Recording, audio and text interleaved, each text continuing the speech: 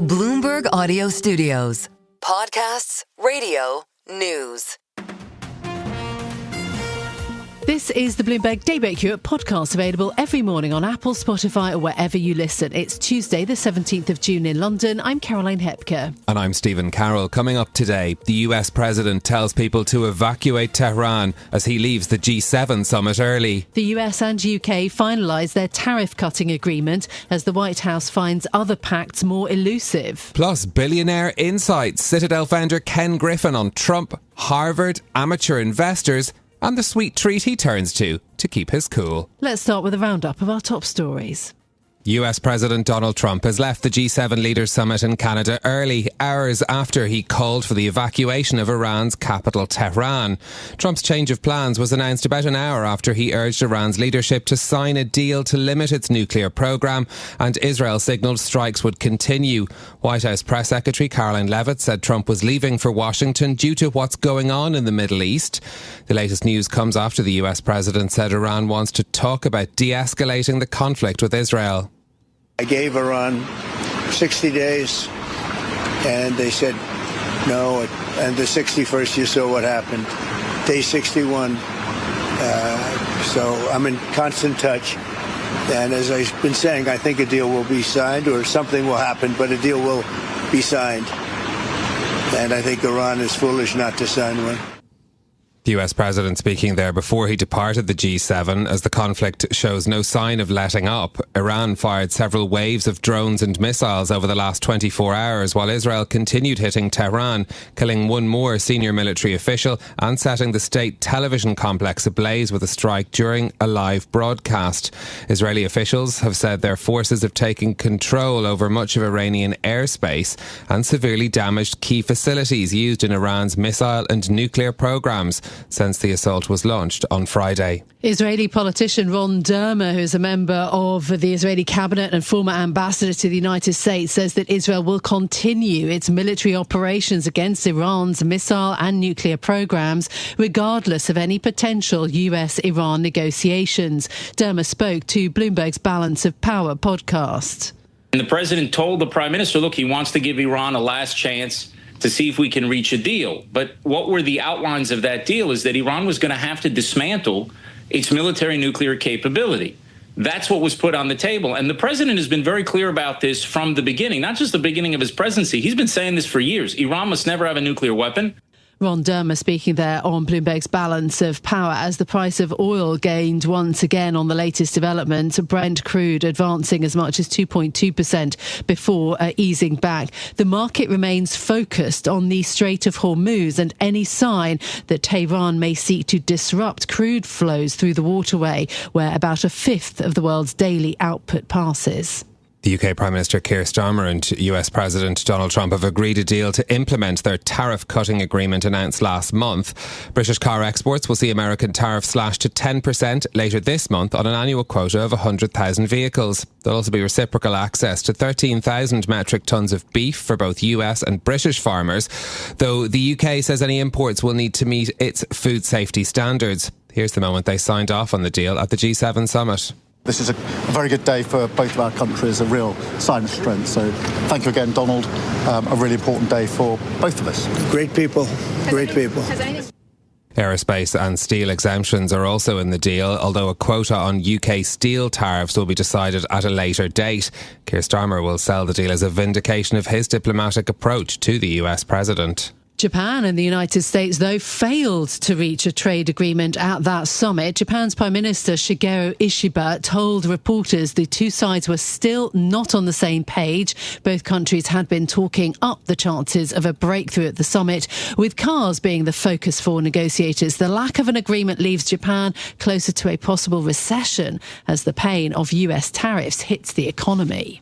The Bank of Japan has held interest rates steady and revealed plans for a slower bond market withdrawal next year. The central bank's board kept its benchmark policy rate at 0.5% following a two-day meeting. Policymakers also shared intentions to ease the pace at which monthly bond purchases are trimmed to quarterly reductions of 200 billion yen from the current 400 billion. The moves are a sign of caution following heightened market volatility.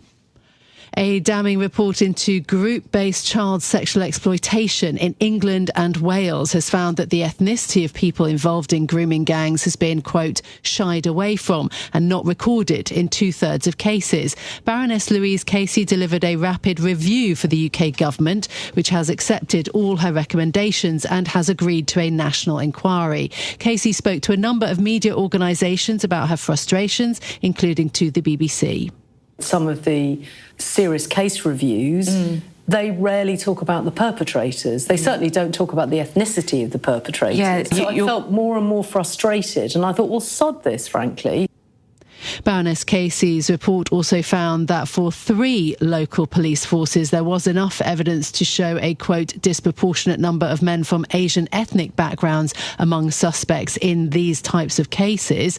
The report concludes ignorance and a fear of being seen as racist meant that organisations tasked with protecting children turned a blind eye to abuse. Casey makes a series of recommendations, particularly to improve data collection and toughen the penalties for perpetrators.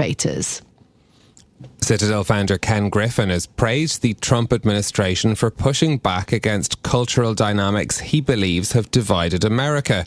In a wide-ranging interview on Bloomberg's new show Bullish, hosted by Sonali Basak, the major Republican donor shared his views on President Trump and his alma mater, Harvard University. Look, I think what had happened at Harvard, which was the rise of wokeism, a focus away from traditional values in education, the emergence of a cancel culture, the anti-Semitism that we witnessed on campus, was part of a larger dynamic that was gripping American culture. And I think one of the great parts of the Trump administration has been the pushback on wokeism and on some of the cultural dynamics that I think really polarized us as a nation. Griffin's comments come as a US federal judge says Harvard is likely to prove it would suffer irreparable harm if the government is able to proceed with plans to block international students from attending the university. Regarding the Trump administration's approach to policy, the Citadel founder said that while on many fronts the president has done a spectacular job, it's still too early to grade him on economic policy. Well, those are our top stories for you this morning. In a moment, we'll bring you more on what's been said at the G7 on the Middle East and on trade and what's happening indeed in the Iran-Israel conflict too. But I want to bring you a little bit more of that conversation between Sonali Basak and Ken Griffin and a moment that perhaps some of us can identify with. Let's listen in. What does Ken Griffin look like under pressure, right? On your toughest day, how do you let off steam and how do you navigate a tough time? A scoop of vanilla chip ice cream from Haagen-Dazs with hot fudge. Seriously? Oh, yes. No, there's a bit of a joke that you can tell how stressful it's been by how much my waistline's grown over the last few months. And one of my colleagues, his waistline goes in exactly the opposite direction. So there you go. Love the Haagen-Dazs vanilla chip with hot fudge on that stressful day.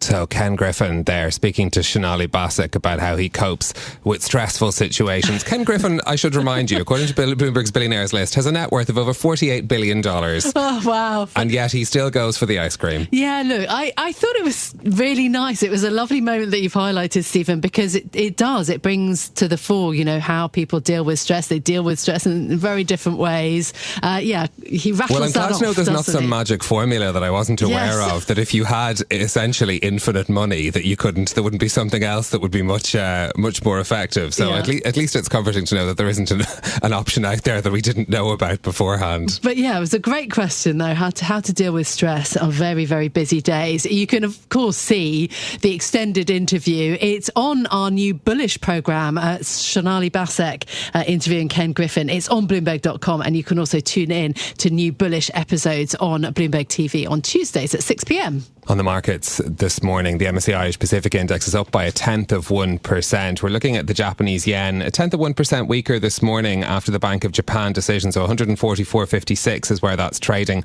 amid a touch of dollar weakness as well. On European stock futures, they're pointing lower, down 0.6% for Euro Stoxx 50 after the gains that we saw in those markets yesterday. And futures on Wall Street are in the red as well, down 0.4 for S&P E-minis this morning, as Nasdaq futures are 0.4% lower as well. So those are the markets. Now let's bring you up to date on the latest developments in the Middle East after President Trump warned that people should evacuate the Iranian capital. Our Middle East managing editor, Honor Ant, joins us now for more. Honor, good morning. In terms of the latest from Israel and Iran this morning, what do we know about the conflict now? The conflict is now in its fifth day, and both parties continue to exchange fire, with the Iranian side relying on long-range missile barrages like it has since the beginning of the conflict last Friday, whereas Israel seems to have focused at least some of its firepower in the Iranian capital, Tehran. In the meantime, we have also seen that US President Donald Trump weigh in on the conflict more heavily than he has over the weekend. He was in Canadian Rockies at a G7 meeting where he first said that he would have to leave, and he did hastily so, saying that he would have to attend to the Middle East matter, saying that he would like to see a peace, but he still kept a vague stance on what is next for the US in terms of this latest war in our region. We paid a lot of attention to this comment where President Trump, in his social media post, called for people to leave Tehran. Was that thought to be a warning about something in particular from the US president? It was thought to be so, but obviously we don't actually know whether or not he was in particular aware of any upcoming attack on Tehran. Having said that, that tweet alone, or those social media posts alone, had a huge impact. We have seen videos of traffic jams in Tehran as people tried to leave. Now, to be fair, though, there were similar warnings from various Israeli officials throughout the day before Trump's social media posts. So it is possible that both those and Trump's comments themselves may have affected people's thoughts, and some of them obviously felt obliged to leave the capital as soon as possible. The G7 statement talks about Iran is the principal source of regional instability and terror, while also reiterating support for the security of Israel. Are there any hopes for talks or any hopes for de-escalation in this fight? This is really the most tricky part. Since the conflict began last week, we have seen Trump immediately dangle two different outcomes for the administration in Iran. On the one hand, he has been pushing them to reach a quick nuclear deal to curb Iran's nuclear activities on the one hand, but on the other, he kept this vague stance on whether or not he will support Israel in this offensive against Iran and what exactly might happen to Iran itself. He made comments suggesting really crippling Israeli military action targeting nuclear and military sites in Tehran. So he's been trying to show to Iran that A, on the one hand, the US is open to a diplomatic solution, and B, on the other hand, if that doesn't work out, something terrible will happen in Iran. And his most recent comments, while he was still in Canada on Monday, suggests that there are efforts on the way to bring Iranian and American officials together, possibly the Iranian Foreign Minister Arakchi and U.S. Special Envoy to the region, Witkoff, later this week, according to a report by Axios earlier this morning. But all of this is highly uncertain, and it looks, though, that Mr. Trump is keeping both avenues open. On the one hand, yes, he is pushing for a diplomatic solution. On the other hand, the U.S. is moving an aircraft carrier group to the region, which is never a good sign. And basically, yeah, the U.S. is keeping it vague whether or not it will intervene. It might intervene in this war on the side of the Israelis. OK, Honor Ant, our Middle East managing editor. Well, the statement from the G7 was agreed after President Trump announced that he'd be leaving the meeting in Canada early to return to Washington. That means that some leaders, hoping for a chance to talk about trade, were left disappointed. But President Trump announced progress on implementing the tariff deal with the UK. Our correspondent Oliver Crook has been monitoring developments for us, and he joins us now. Good morning, Oliver. So the UK was the first country to get a deal with the Trump White House to lower tariffs last month. Steve, what did Trump and Keir Starmer agree to in Canada? Yeah, good morning, Caroline. This is broadly sort of an implementation of the framework that we had announced a little while ago between the UK and the United States. And as you say, the first of what we've been promised of many, many, many trade deals that are supposed to be coming over the next couple of weeks. But one that has taken, a little bit of time to actually get over the line. They had this, they showed this sort of folder, and they showed kind of this agreement that they put together. And it basically includes measures on many of the things we've talked about throughout this this sort of tariff war about cars, agriculture, agricultural products. And, for one of the things, it's interesting because the UK and its auto exports, for example, so that tariff came down from about 30%, 27.5%, down to 10%. They're also going to be adding quotas of about 100,000 vehicles to export into the United States. There were also some things struck on aluminum and steel. It's a little bit less clear what was struck there because it's a little bit more complicated. They want the U.S. to implement some guarantees in terms of securing the supply chain because, of course, the UK government controls British Steel, but its legal owner is Chinese. And we should say that this is at a time when the Trump administration itself just approved the acquisition of U.S. Steel by a Japanese group, albeit with some sort of caveats and important things there.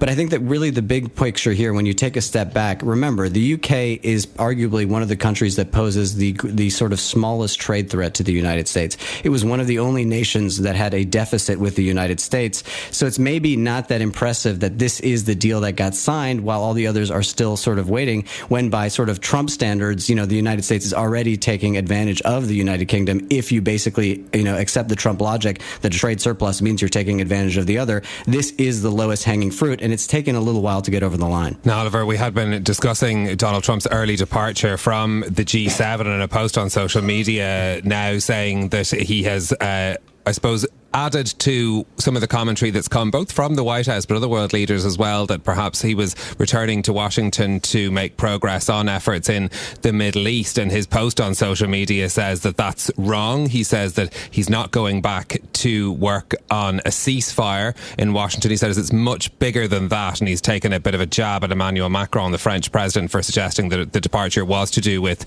working on a ceasefire in the Middle East. So that's perhaps some more information for those leaders who were left disappointed by the fact that they didn't get a chance to meet Donald Trump at this event, because many had been hoping to talk to him about trade.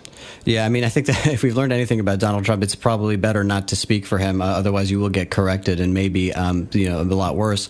But as you say, these G7 formats theoretically are a sort of forum for collective action by like-minded Western developed nations in order to try to bring economic, military, social, political stability across the globe. And this is not a moment in which, there is any sort of collective action that is being led by the United States, because this is a system in which the Trump administration fundamentally does not believe in. And it is a time when you went into the meeting with a highly tense situation in Iran and Israel, and you leave with an even more explosive one. So all of those, I would say, are kind of failures to the architecture of the G7. What it did provide theoretically was an opportunity for a lot of bilateral meetings with the Trump administration, with Donald Trump himself. We understand he met with Emmanuel Macron, Keir Starmer. We saw Ursula von der Leyen, Giorgia Meloni. He had been scheduled to meet with Friedrich Merz.